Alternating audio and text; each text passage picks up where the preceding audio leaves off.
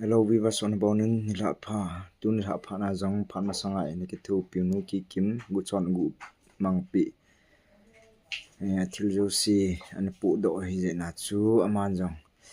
hon zong hi zo kham kham hi theina kham kham ma chu donation ki bola hi chu donation ki bol na chu aman zong ki pa tu se na an nei no min hi chu hai na ngai tha ki divin ki ti mu win hi tun la pha na zong ma to zong ka keu win ki pa le jingin hi chi chu koi ji zal zong he pun viver so zal la hi ma jo se lo thin na ini hi ti yong hi kan phung do in hi no zala no pan na zala hi ma jo se lo thing ding ma jo se hi lo sam the hi je na chu no jang pan han la wa viver so na pon tho wa chi teng le cái thu pi neong in pi sau sau je wa man jong he cha hi cái thu pi na ng lu si si hi khat ve man jong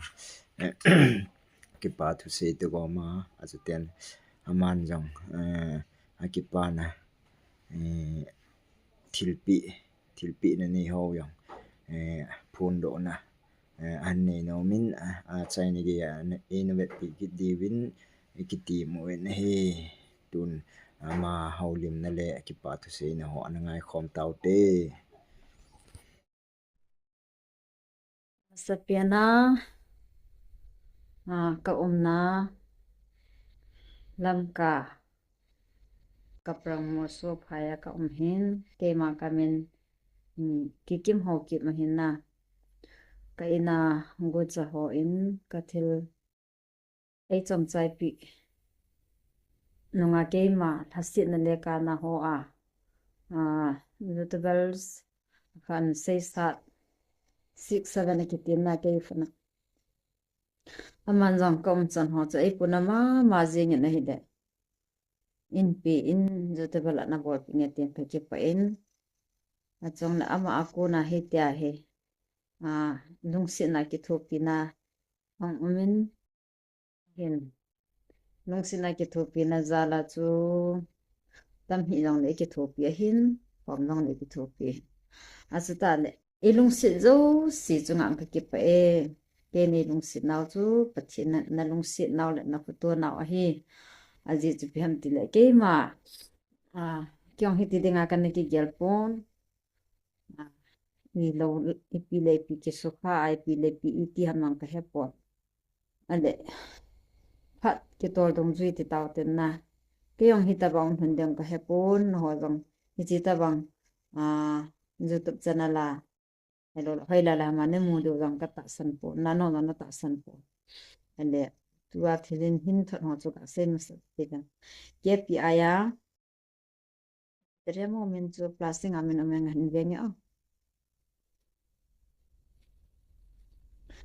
ke pi aya chin nei kim tau thang KPI from akitin na hi chi hin ama in AP chu tua ka ve pun ve hi hi